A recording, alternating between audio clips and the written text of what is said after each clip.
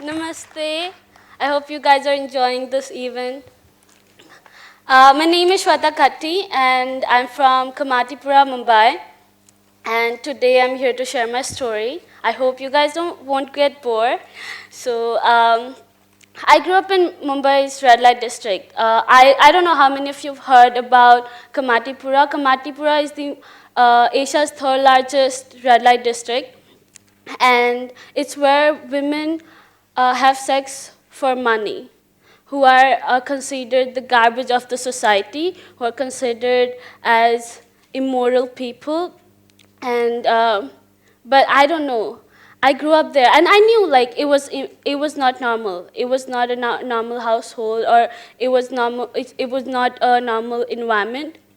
And I never judged them because I grew up there. I was born there, and like they are the most loving and caring people I've ever met in my life.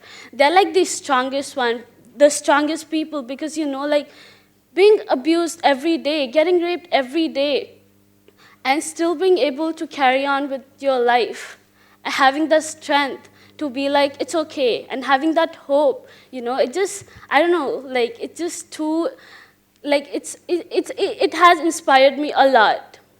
When I was young, I remember like talking to them, and like we used to live in a loft. Like this downstairs would be the sex workers would work, and I would be living with my mom and family up on the loft. And my mom's a factory worker, so she would leave at 8:30 in the morning and come back 7 in the evening.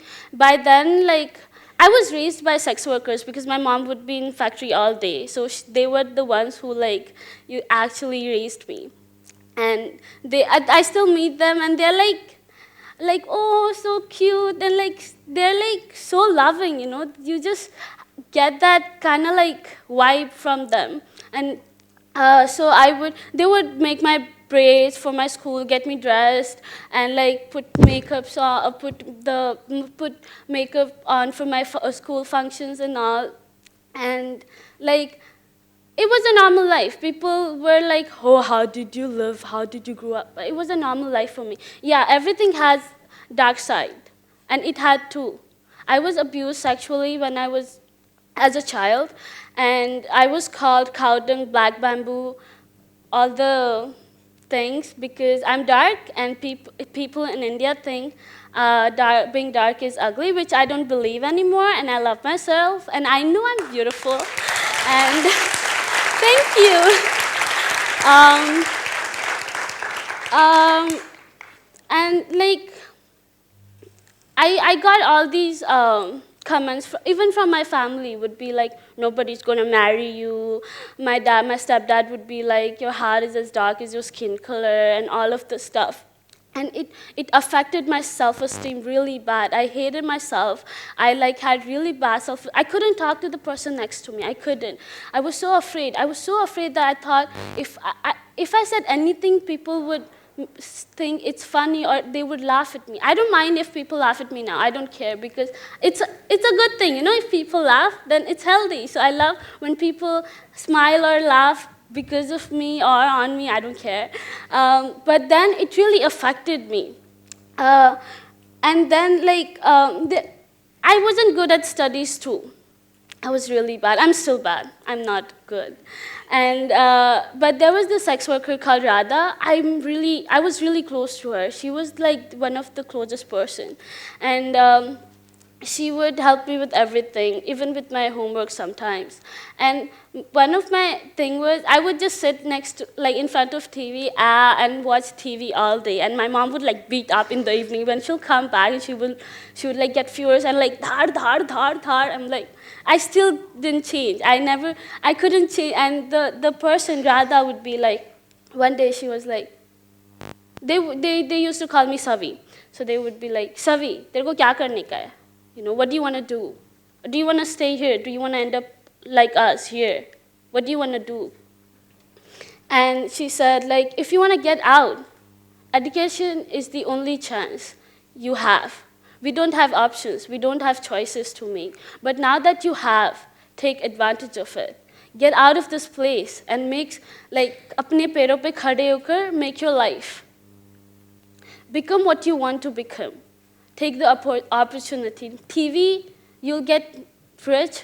You can have big home theater and like dekhte baithna. But now you need to be serious about your life. Enjoy, but be serious. Be like, do something. And you know, that time I didn't take it seriously. I was like 10 or something, but it was still in my head. And every time when there are times when I was like, oh no, I can't do this, that's when like it comes to my mind, oh no, Radha auntie told me this and I can do this. And these are the times where I felt like I really want to get out. My mom ka cousin, Devi auntie, she was a sex worker. And she became a sex worker because she grew up in a village. My mom grew up in Mumbai, but she grew up in a village. And she had affairs with guys, and her family didn't like it. They had the bad reputation. She's a bad girl. She's not good for our family, kind of thing. And one day, her dad was like, "If you stay here one more day, I'll like burn you. Like, I'll like kill you." And my mom was there, and she was going to leave for Mumbai the same day. And she said, "I'll take her. Don't do this. Like, I'll take her." Her mom, my Mausi ka mom, Devi auntie ka mom was like, "Take her. We don't want her anymore. Just take her somewhere." And my mom was like, "Okay." She brought her to Mumbai and she asked her to stay with them. And then she was like, "Do whatever you want. Work with me in a factory, whatever you want to." And there are these brothel owners who are like, you know, they'll show you some money. It'll be like, "Oh, there's so much money in this occupation. You should come and you should, you know." And so she was like, oh, she wanted to earn money, I guess. So she became a sex worker. And after some time, she died with HIV. Her child died with HIV. She didn't get the treatment for that. She didn't have the knowledge. She didn't have the information, what exactly it was. But there's no healthcare in red light areas. Like there are, but they're good. They're like really not good. Trust me. They're like you don't even want to enter the hospital. And lack of information, lack of knowledge. And I lost her. She was very young. She was very beautiful and a really good person. I still remember her. I was very young when I lost her, but I still remember her smile. Like she was very beautiful. When I think of these times, when I remember my mom getting beaten up by my stepdad every night, fighting for us, for our education, for us to, my stepdad was like, "Oh no, she can't go there, she can't go here." But my mom was the one who supported me all along. And she's been there for everything. But she would get beat. Every night after my school, I would be like, kya hoga ghar pe? What is going to happen tonight? What am I going to face tonight? Is Papa going to... He sexually abused me when I was young. But like, is he going to beat me up? What is going to happen? You know, like that thing in my head. And I really wanted to get out, you know, like... And I never tried. I used to go to this organization called Apne Aap Women's Collective. After my school for extra tuition classes, although I never studied, I just wanted to meet my friends, have like fun. But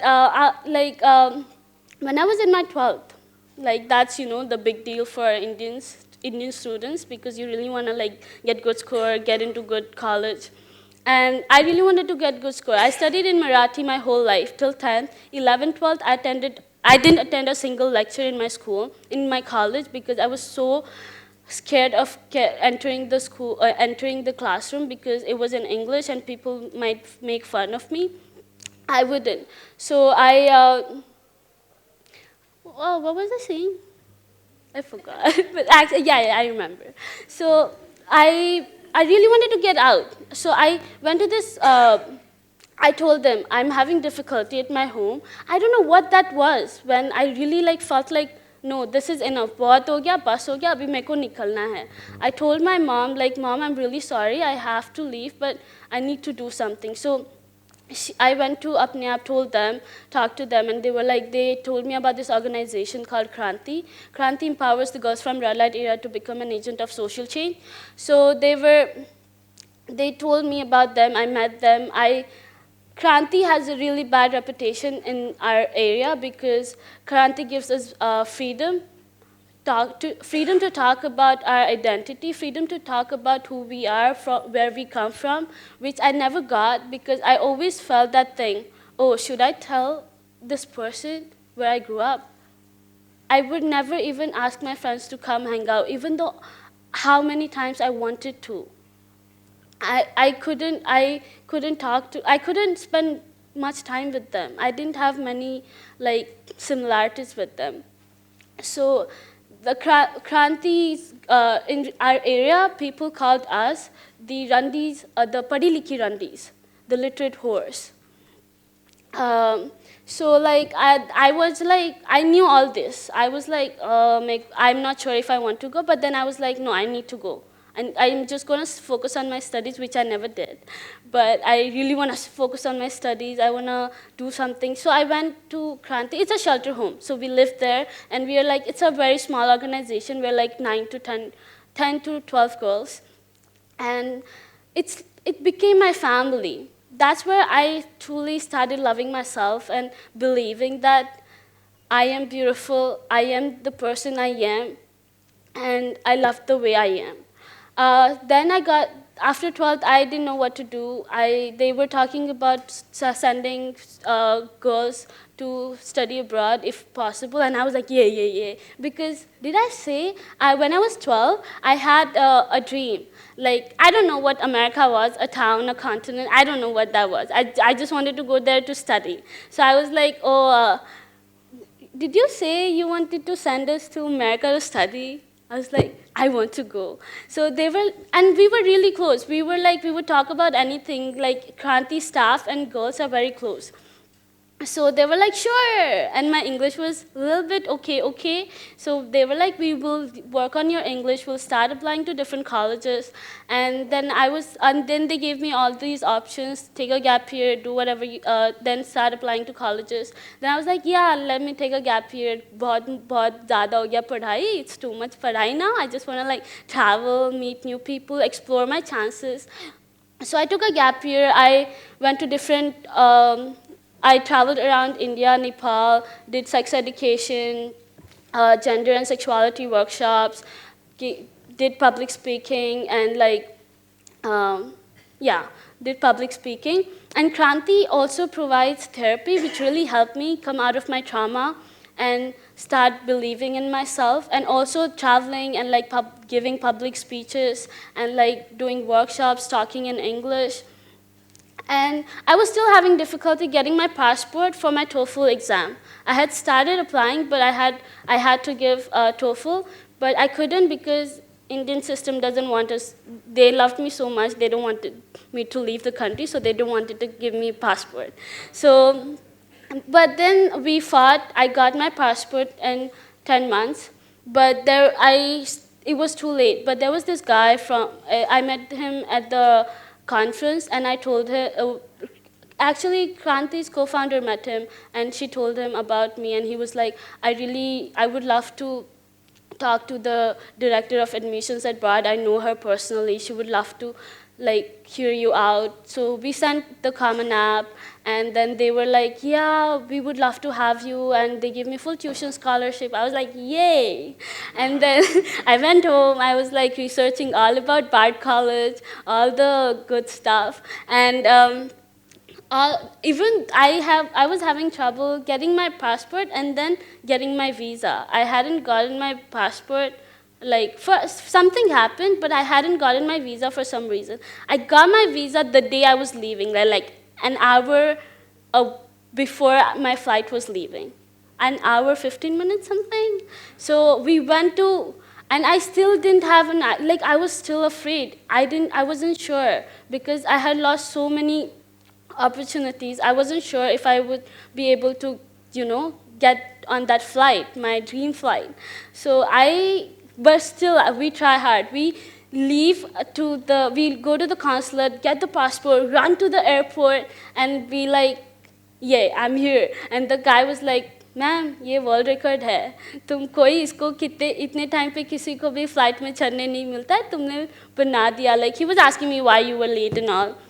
I told him I just got my visa.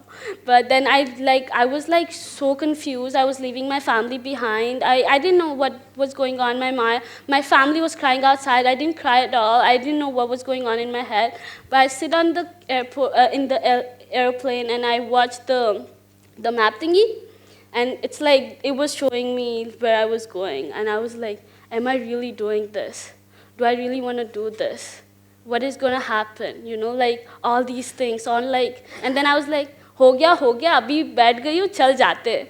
And I got to New York City, and that is my story. And it's still hard to believe that I got where I wanted to, and it's still difficult to see my past and present. It's too difficult. But given an opportunity, anyone can do anything from any corner of the world. I'm no exception. Everyone has dreams. It's just they don't have resources and opportunities. Thank you.